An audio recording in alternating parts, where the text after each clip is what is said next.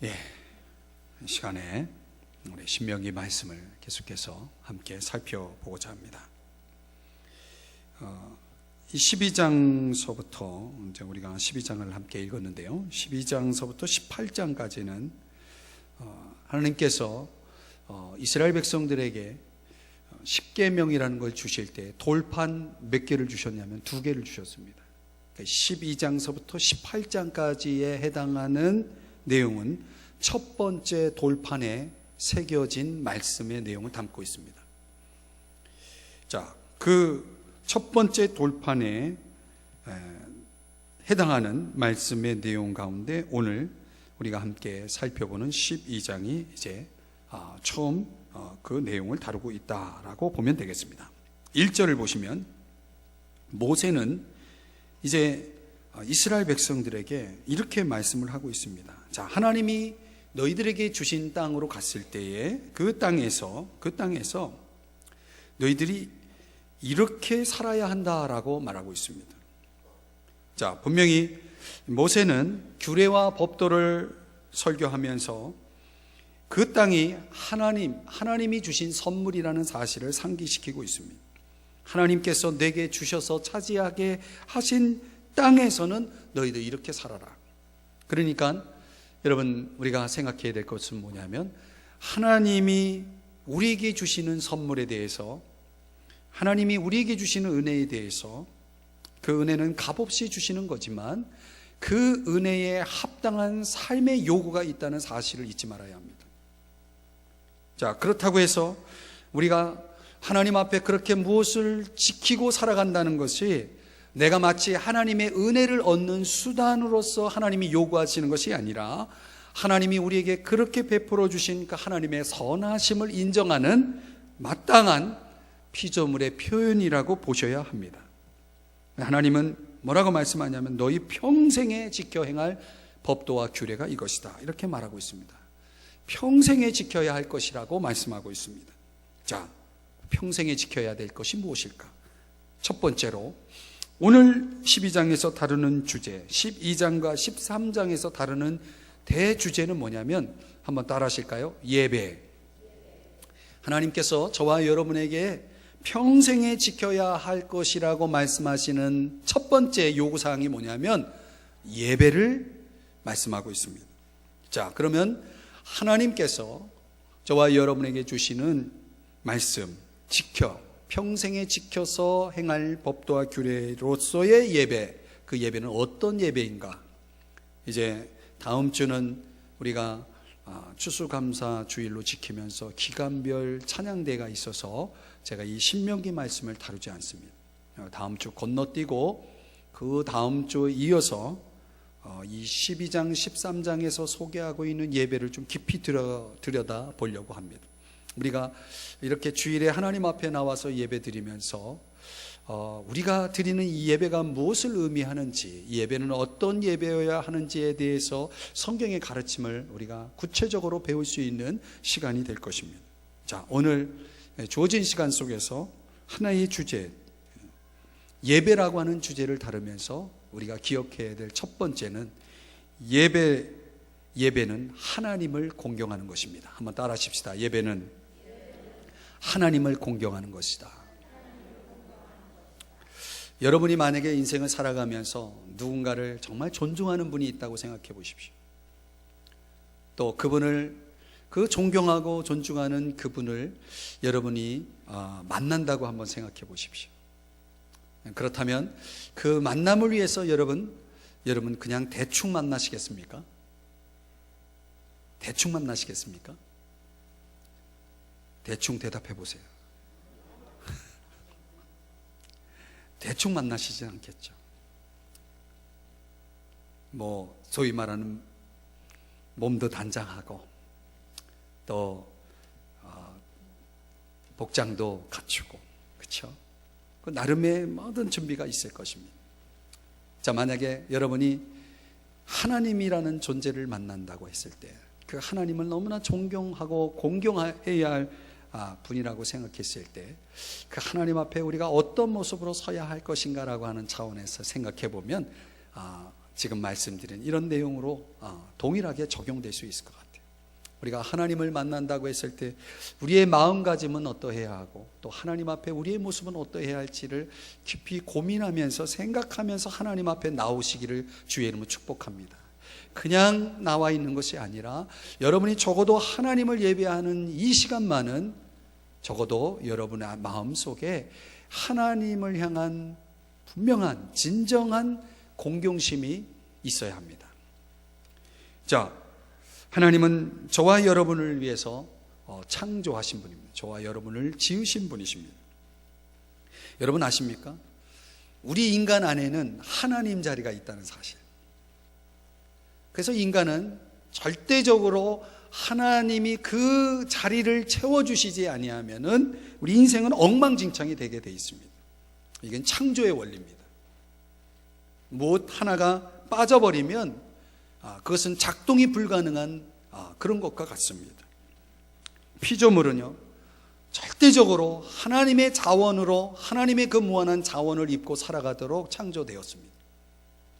오전에도 말씀드렸지만은 우리는 우리의 미래를 예측할 수 없고 하나님의 인도하심 속에 살아가야 할 존재라는 사실을 말씀드렸습니다. 이 오후에 여러분들에게 강조하고 싶은 것은 이것입니다. 우리는 하나님이 주시는 것으로 살아가는 존재들이라는 것입니다. 우리의 호흡, 우리의 건강, 우리가 발휘하고 있는 모든 재능들 하나부터 열까지 하나님이 주시지 않은 것이 어디 있습니까? 인정하십니까? 하나님을 향한 공경심이 어디서 나오느냐? 바로 하나님이 내게 주신 은혜를 깨달을 때 그분을 향한 공경심이 나오는 거죠. 우리 자녀들이 부모에게 반항할 때 그렇게 말하잖아요. 엄마 아빠가 나에게 해준 게 뭐가 있어? 죄송해요, 우리 청년들 있는데 여러분들 그런 분들이 없으리라고 생각이 됩니다. 그러면서 반항하잖아요. 공경심이 있습니까? 부모에 대한 공경심이. 은혜를 깨달을 때 내가 지금까지 살아온 것 부모님의 은혜다라고 생각할 때 우리는 자연스럽게 마음으로 우러나오는 공경심을 갖게 되죠. 하나님께서 저와 여러분의 인생 속에 부어주시는 그 은혜를 우리가 깨달을 때 하나님을 향한 공경심이 당연히 있게 마련입니다. 그래서 진작 우리는 하나님 안에 있을 때에 하나님 안에 자신을 발견할 때 어거스틴의 고백에 나오는 것처럼 비로소 안식할 수 있는 존재라는 사실을 잊지 말아야 합니다. 그래서 인간의 근본적인 문제는 하나님 앞에서 그 해답을 찾을 수 있는 거예요. 오늘도 몇몇 분들과 제가 대화를 나눴지만은 여러분 결국 우리 인생의 해답은 하나님 안에 다 있습니다. 그래서 오늘 우리가 이렇게 하나님을 예배할 때, 그래서 하나님을 만날 때 우리가 갖고 있는 모든 의문들이 사실 풀리는 이유가 거기에 있습니다. 우리가 하나님을 공경하며 예배해야 할 이유가 바로 여기 있습니다. 자, 10계명의 처음 4계명 가운데 이 4계명 내용을 4개의 계명을 한마디로 묶으면 이런 내용으로 정리할 수 있습니다. 한번 따라 하십시다. 하나님을 으뜸으로 섬겨라. 하나님은 으뜸으로 섬겨야 할 분이다 라고 하는 것입니다. 예수님은 항상 이 우선순위를 말씀해 주셨어요. 광야의 시험 때 주님께서 반복해서 이것을 주장하시죠. 마귀가 시험합니다. 돌로 떡덩이가 되게 하라. 너의 식욕을 위해서, 너의 그 굶주림 배고픔을 위해서 돌로 떡덩이가 되게 하라라고 말할 때 주님은 사람이 떡으로만 살 것이 아니요 하나님의 입에서 나오는 말씀으로 살아야 한다라고 이야기했습니다. 즉 이 말은 무슨 얘기냐면 예수님께서는 하나님의 말씀, 하나님이 원하시는 것, 내 식욕을 채우는 것보다 하나님이 원하시는 것이 더 중요하다라고 말씀하신 것입니다. 왜 그럴까요? 죽고 사는 문제는 내가 먹느냐에 달려있는 게 아니라 먹는다고 건강합니까? 먹는다고 내 생명을 연장할 수 있습니까? 사실은 그 근본을 주장하시는 분은 하나님이시거든요. 그 우선순위를 두는 겁니다. 하나님이 으뜸인 것입니다. 사람들에게 선한 영향을 끼치기는 그런 어떤 능력을 발휘할 것을 사탄이 시험할 때에 예수님은 그것을 시험할 필요가 없다라고 말합니다. 굳이 그런 것들을 통해서 나에게 능력이 있음을 사람들에게 증명해 보인다는 그 자체가 무의미하다는 것입니다. 예수님은 항상 무엇을 하기 이전에 하나님께서 원하시는 것을 생각하셨습니다. 이게 하나님을 공경하는 방법이에요. 오늘 저와 여러분이 하나님을 예배할 때에 그런 하나님을 으뜸으로 섬기고자 하는 그런 마음 자세를 가지고 오늘 이 자리에 나와 하나님을 예배하고 있다면 여러분은 진정한 예배를 드리고 있는 것입니다. 하나님이 기뻐하시는 예배를 드리고 있는 거예요. 이게 진정한 예배인 것입니다. 하나님을 우선하고자 하는, 하나님을 최고로 받들고자 하는 그런 마음 자세가 예배의 기본 중의 기본이라는 사실을 잊지 마시기 바랍니다. 그렇다면 어떻게 그렇게 하나님을 으뜸으로 여기면서 하나님을 예배할 것이냐? 하나님을 공경하는 예배는 어떤 예배냐? 몇 가지로 생각해 볼 수 있습니다. 첫 번째는 하나님이 받으시는 예배가 되어야 됩니다. 하나님이 으뜸이다라고 하면 하나님이 받아야죠. 내가 흡족하고 내가 즐거워하는 예배가 아니라, 나에게 초점이 맞춰져 있는 것이 아니라 하나님에게 초점이 맞춰져 있는 예배를 드려야 하는 것입니다. 그러면 하나님이 받으시는 예배라는 것은 어떤 예배인가? 그 당시 이 신명기의 말씀이 기록되고 선포될 때에 가나안 땅에 거주하던 원주민들의 예배가 있었습니다. 그 원주민들도 예배가 있었습니다. 그런데 그들의 예배는 실용적 예배였습니다. 한번 따라 하십시다. 실용적 예배. 그들이 생각하는 실용적 예배라는 것은 그것이 무엇이냐면, 말하자면 그들의 예배는 그들이 농사를 지어서 어떻게 하면 풍성한 수확을 얻을까라고 하는 것에 몰두하는 예배입니다. 잘 들으십시오. 오늘 조금 어려운 내용이에요. 우리 학생들도 있지만 어려운 내용입니다. 그러나 오늘 이 말씀은 매우 중요합니다. 잘 들으십시오. 가나안의 예배는 어떤 예배냐면, 내가 어떻게 하면 풍성한 수확을 얻을 것인가 라고 하는데 초점이 맞춰진 예배였습니다. 그리고 그들의 관심은 어떻게 하면 자손을 더 많이 낳아서 다산이죠. 그래서 자기 족속을 불려나갈 것이냐, 확대해 나갈 것이냐, 그런 차원에서의 성장에 몰두한 예배였습니다. 이런 예배를 가르쳐서 뭐라고 얘기냐면 실용주의 예배다, 이렇게 얘기합니다. 그러니까 예배의 초점이 나의 유익에 있다는 것입니다. 여러분, 예배를 왜 드립니까? 나에게 유익하기 때문에 드립니다. 그렇다면 그 예배는 이름하여 실용적 예배라고 하는 것입니다. 여러분, 나에게 유익하기 때문에 여러분 이 자리에 왔다면 여러분은 실용적 예배, 가나안 예배를 드리고 있는 것입니다. 하나님이 받으시는 예배는 그런 예배가 아닙니다. 하나님이시기 때문에 하나님을 예배하는 예배여야 합니다. 하나님의 그 존재됨이 반영되는 예배여야 합니다. 설명을 해볼까요? 하나님은 거룩하신 분이십니다. 그렇죠? 그렇다면 결코 우리의 예배는 부도덕해서는 안 됩니다. 여러분, 그런 사람들을 혹시 보셨습니까? 예배를 드리면서 거룩하신 하나님 앞에 예배하면서 부도덕한 삶을 살아가는 모습들, 이것은 하나님이 받으시는 예배가 될 수 없습니다. 하나님은 일관되신 분이십니다. 하나님은 일관성이 있습니다. 그렇다면 우리의 예배는 결코 행동과 모순되어서는 안 됩니다. 오늘 우리가 하나님을 예배하는 이 모습 속에 우리의 삶의 모습과 다르지 않아야 된다는 것입니다. 하나님은 사랑이 많으십니다. 그렇다면 우리의 예배는 결코 다른 사람에 대해서 악한 생각을 품을 수 없습니다. 다른 사람에 대해서 해악을 끼칠 수 없는 것입니다. 하나님은 의로우십니다. 그렇다면 우리의 예배는 도덕적 가치관이 무시되어서는 안 됩니다. 우리의 예배는 의로우신 그 하나님의 성품을 반영하는 삶이 따라와야 하는 것입니다. 그래서 하나님이 말씀하시고자 하는, 하나님이 기대하시는, 저와 여러분을 통해서 하나님이 받으시고자 하는 예배는 다름 아닌 훌륭한 도덕이 따라오는 예배입니다. 매우 중요한 주제입니다. 참된 종교라고 하는 것은 훌륭한 도덕이 따라와야 됩니다. 얼마 전 제가 들은 이야기지만 어떤 이단에 빠진 사람이 있었는데, 그 이단에 빠진 사람을 아버지가 구출해내는 그런 이야기입니다. 그런데 그 이야기 속에 내용은 이렇습니다.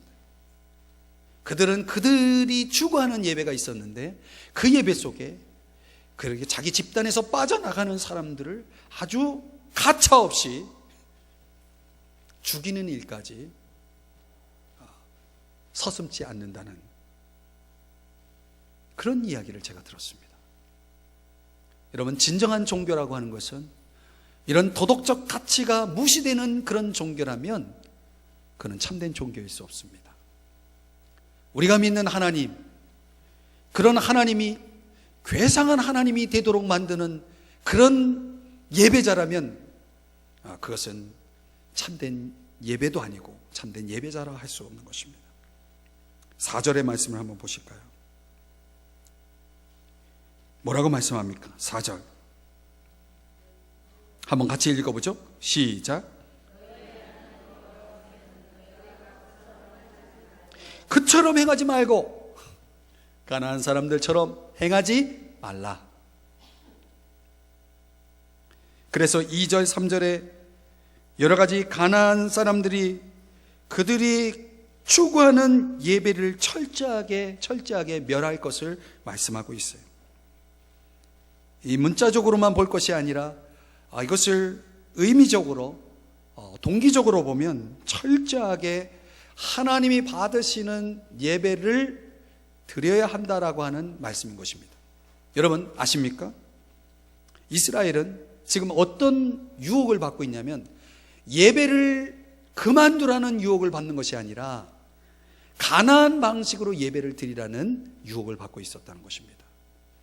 여러분, 누가 여러분에게 여러분 예배 드리지 마십시오 라고 말한다면 이런 유혹은 얼마든지 뿌리칠 수 있습니다. 나는 당연히 예배를 드려야 하기 때문에 그 예배를 드리지 못하도록 만드는 유혹에 대해서는 우리는 철저하게 승리할 수 있습니다. 그런데 문제는요, 하나님이 받으시는 방식의 예배가 아니라 너가 원하는 예배를 드리라라고 한다면 우리는 그 유혹에는 자유롭지 않을 수 있습니다. 하나님은요, 가나안 예배를 받지 않으십니다. 종교적으로 잘못되고 도덕적으로 타락하고 사회적으로 파괴적인 예배는, 가나안 예배, 그런 예배는 하나님이 결코 받으실 수 없습니다. 하나님께서 뭐라고 말씀합니까? 나 외에는 다른 신을 내게 두지 말라, 이렇게 말씀하셨습니다. 가나안의 예배는 신들이 많았습니다. 농경신들, 다산을 촉진하는 이런 많은 결실을 위해서 도움을 준다라고 여기는 신들이 많았습니다. 그런 모든 신들을 짬뽕해가지고 혼합해가지고 그들은 그 신 앞에 예배를 드리고 있었다는 사실입니다. 근데 거기에는 어떤 아주 부도덕한, 그러면서도 인간을 희생제물로 드리는 듯한, 이런 드리는 것과 같은 아주 무자비한 예배가 이루어지고 있었다는 사실입니다. 하나님은 그걸 보셨던 거예요. 그래서 가나안 예배를 드리지 말라라고 말씀하시는 거예요. 인류 역사 속에, 또 교회 역사 속에 우리가 정말 간과하지 말아야 될 아주 중요한 교훈은 뭐냐면, 종교의 이름으로 인간을 처참하게 만들었던 아주 정말 어두운 기독교 역사가 존재함을 아셔야 됩니다. 가장 대표적인 것이 십자군 전쟁 같은 그런 역사입니다. 오늘날에도 이런 일들은 얼마든지 일어날 수 있습니다. 그래서 가나안 예배의 해악은 정말 중요한 것을 놓치고 정말 헛된 것, 무의미한 것들을 추구하게 만드는 거죠. 사랑, 충성, 순결, 평화, 안전, 이런 것들을 무시하고 번영, 육체적인 만족, 인간적인 쾌락, 이런 것들이 더 낫다라고 하는 그런 가치를 심어주는 예배들이 많습니다. 저도 목회자로서 또 예배를 준비하면서, 예배를 인도하면서, 또 우리 성도들에게 말씀을 전하면서 이런 부분에 있어서 얼마나 많은 씨름과 갈등과 고민을 하는지 모릅니다. 과연 성도님들에게 나누는 이 메시지가 과연 성경적인가, 과연 하나님께서 원하시는 메시지인가라고 하는 이 물음을 늘 갖습니다. 혹이나 예수님의 이름으로, 주님의 이름으로 제가 잘못된 메시지를 전하거든 여러분들은 가차없이 제 방에 찾아와 주십시오. 그리고 저를 지적해 주십시오. 그것은 복음이 아닙니다. 그것은 주님의 말씀이 아닙니다. 여러분이 그럴 수 있습니다. 저는 기꺼이 여러분들의 그 경고나 권면을 받아들일 준비가 되어 있습니다.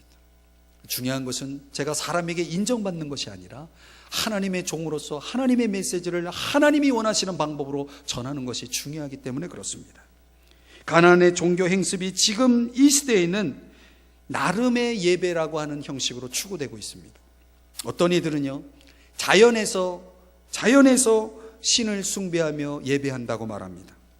그들은 창조의 세계를 즐깁니다. 그리고 그들은 즐길 뿐만 아니라 그걸 우상화시켰습니다. 로마서 1장 25절에 그렇게 말씀합니다.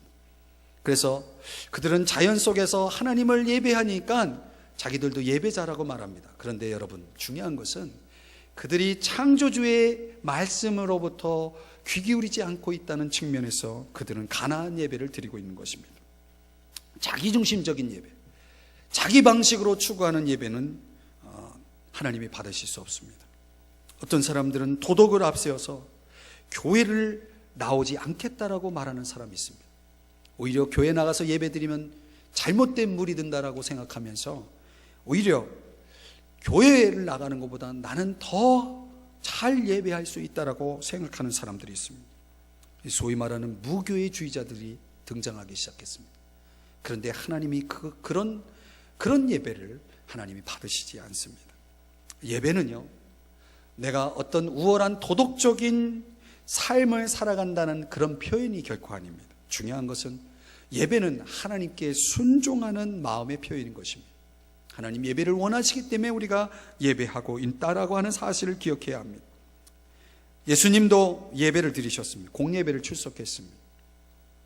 이 공예배를 드리면서 예수님은 사람들과 함께 예배를 드렸습니다. 혼자 예배 드리지 않았습니다. 그 거룩하신 하나님이 저 죄인들과 구별되어서 혼자 하나님을 예배한 것이 아니라 함께 죄인들과 섞여서 함께 예배를 드렸다는 것입니다. 예배하는 사람들은 완전해서가 아니라 하나님이 그같이 예배 드릴 것을 요구했기 때문에 우리는 예배하는 것입니다. 함께 예배하는 것입니다.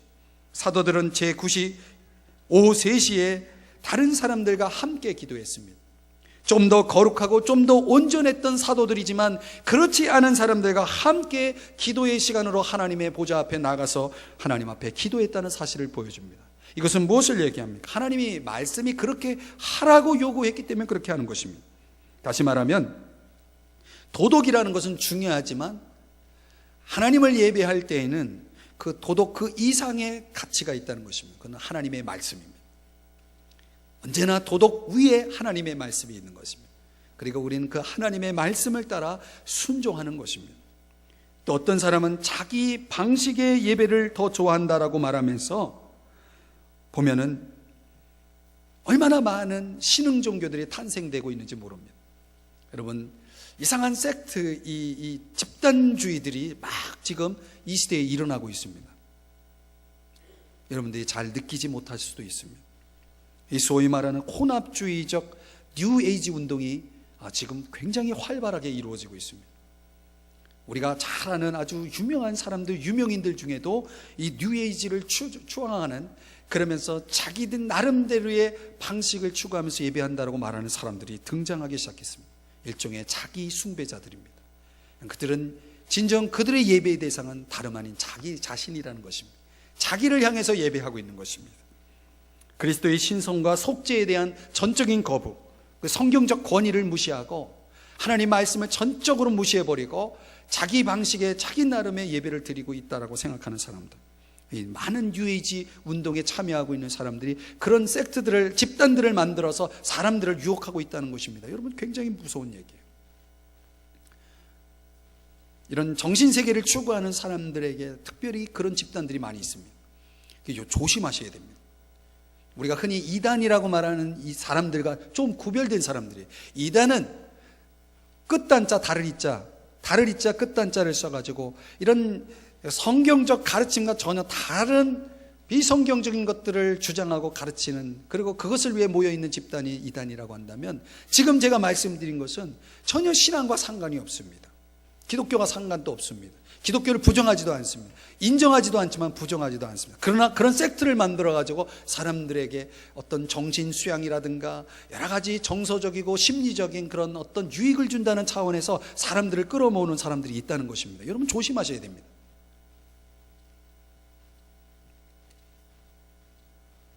이제 기독교인들이 가가지고 이렇게 하고 있습니다. 어디 가면은 뭘 달라는 겁니까?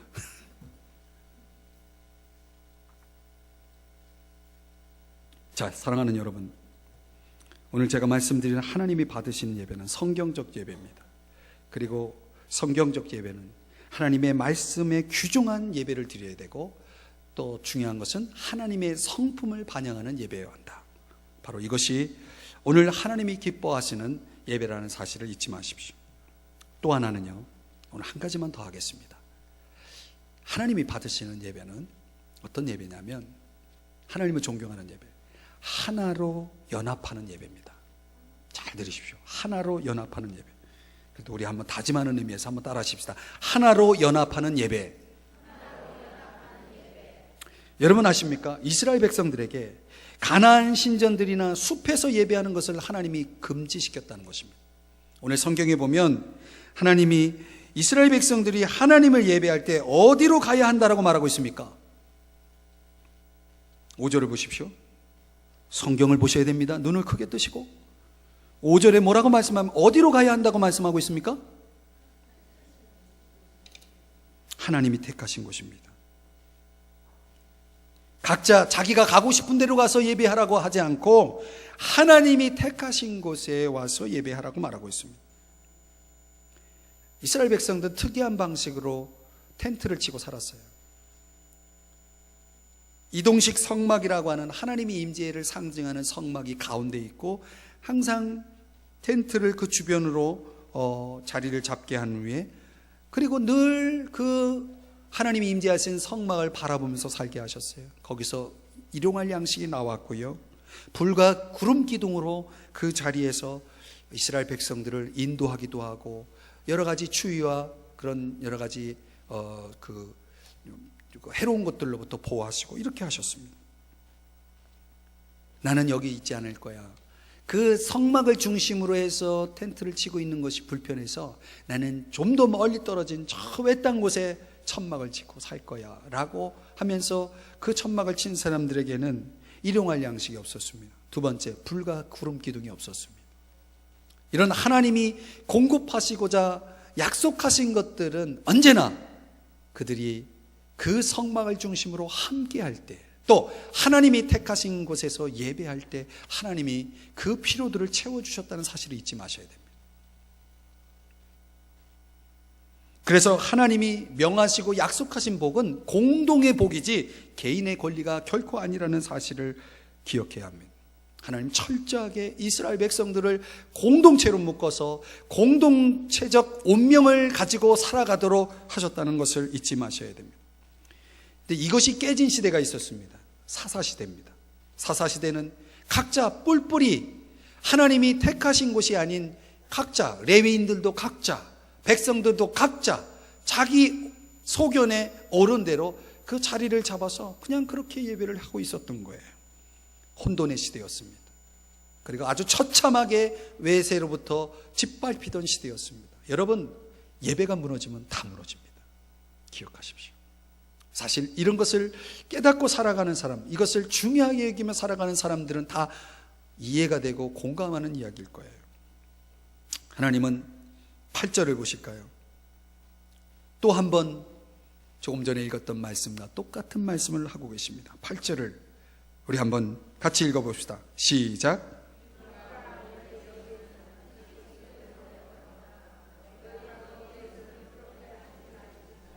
거기에서는 그렇게 하지 말라는 것입니다.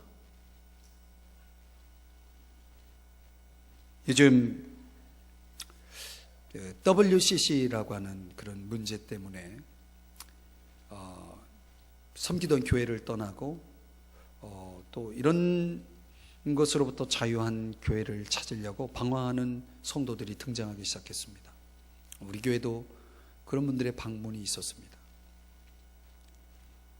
장로교회 모 교단이 그런 이 집회에 앞장서서 함으로 인해서 그 아주 내부적으로 아주 큰 그런 갈등을 겪고 있는 상황입니다. 좀 거기서 이제 주장하고 있는 그런 문제가 이런 것이죠. 이 타종교인들과 함께 연합하여 예배할 때에 말하자면 이런 행태가 일어나는 것이 성경 봉독하시겠습니다. 그리고 신약을 읽습니다. 그리고 코란 성가곡이 들려옵니다. 코란이 뭔지 아십니까? 예, 이슬람교의 이슬람교들이 갖고 있는 성경입니다. 코란의 성가곡이 불려지고 그리고 여러 가지 이 순서들이 들어옵니다. 하나님을 예배한 듯 하지만 사실상 그런 혼합주의적인 접근들 굉장히 위험한 것입니다. 그럼 우리가 하나님을 예배하는 듯 하지만 그렇게 여러 가지 차원에서 종교가 혼합이 되어지고 진리가 혼합되어지고 할 때에 사람들은 굉장히 진짜 혼란에 빠지게 되는 것이죠. 물론 우리 그리스도인들이 모든 인종과 종교와 정치적 확신들에 대해서 조화를 이루고 협력해야 하는 것은 있습니다. 성교적인 차원에서 어느 정도 종교적 자유도 이해해야 합니다. 저도 타종교를 다 이해합니다. 우리 스님들도 인정하고 이해합니다. 요즘 스님들이 잘 나가고 있습니다. 벤츠 타고 다니는 스님들을 참 많이 봤습니다. 그리고 사복 입은 스님들도 많이 봤습니다. 그런 자유 충분히 인정하고 이해합니다. 그리고 때로는 그런 분들의 가르침, 제가 정기적으로 받는 메일 중에 이렇게 불교계에 있는 분들의 글이 계속 또 이렇게 중간중간 올라옵니다. 읽어보면 굉장히 은혜로워요. 진짜 은혜를 받습니다. 스님들의 이야기지만 굉장히 은혜를 받습니다. 마치 성경의 이야기를 듣는 것 같은 그런 내용을 담고 있는 내용이 많습니다. 그래서 그 부분에서 조금 뽑아가지고 여러분에게 전달한 적도 있습니다. 그런데요, 중요한 것은 목적은 유일하신 그리스도를 좀 더 효과적으로 증거하기 위해서 우리가 그들과 함께 조화를 이루며 살아가는 그런 차원에서라면 그런 일들이 다 필요합니다. 초대 그리스도인들이 구원이 그리스도에게만 있다라고 하는 이 주장에 대해서는 조금도 양보할 의사가 없습니다. 저는 모든 것을 다 인정하고 이해는 하지만 그렇다고 구원이 모두에게 있다라고 하는 이런 다원주의적인 구원론은 저는 절대로 부정하는 사람입니다. 그리고 WCC에서 이야기할 수 있는 그런 차원의 다원적인 구원론에 대해서 철저하게 저는 배격하는 사람입니다. 분명히 말씀드리고 싶은 것은 내가 택한 곳에서 하나님을 예배하라고 할 때에는 적어도 그 택한 곳에 누가 있습니까? 하나님이 있고 주의 이름이 있는 것입니다. 우리는 하나님 앞에서 예배하는 것이지 다양한 신들 앞에 예배하고 있는 것이 결코 아니라는 사실을 잊지 말아야 합니다. 주님의 이름으로 예배하는 곳에서, 주님의 이름을 구하는 곳에서 주님이 원하시는 예배, 그 예배가 필요한 것이고, 그래서 우리는 그런 다양성 속에서 우리의 삶의 모든 배경과 여러 가지 조건들이 다 너나 할 것이 다르지만은 이 다름 속에서 오직 예배만이 우리를 하나 되게 할 수 있습니다. 여러분, 우리는 결코 하나 될 수 있는 요소가 없습니다. 고향이 같다고, 어디 학교가 같은 학교를 나왔다고, 성격이 비슷하다고, 여러분 그런 것들이 우리를 하나 되게 하는 것이 아닙니다. 왜 하나님은 이스라엘 백성들을 한 곳에서 예배하라고 말씀하고 있냐면 하나 되는 연합이 바로 그 예배를 통해서만이 이루어질 수 있기 때문에 주의 이름으로 모일 때에 저와 여러분은 진정으로 하나 될 수 있다는 사실을 성경은 우리에게 가르쳐 주고 있는 것입니다. 우리가 주의 이름으로 모여야 할 이유가 바로 여기 있고, 그 주님이 정하신 중심 성소에서 하나님을 함께 예배하는 것이 그래서 필요한 것입니다. 저 문을 열고 나가 보십시오. 옆에 앉아 계신 분들이 아는 척 하나, 진정으로 이 시간, 하나님을 예배하는 이 시간이야말로 우리를 하나라고 하는 사실을 깨닫게 하는 중요한 자리임을 우리는 알 수가 있습니다. 자, 이어지는 내용은 다음 주 여러분들과 같이 예배에 대한 묵상을 계속 이어가도록 하겠습니다. 정리하면 하나님이 받으시는 예배는 하나님의 말씀과 성품에 기초한 예배여야 한다. 우리는 그런 예배를 드려야 되고, 더 중요한 것은 예배 속에서 우리는 하나 되어져 가야 한다는 것입니다.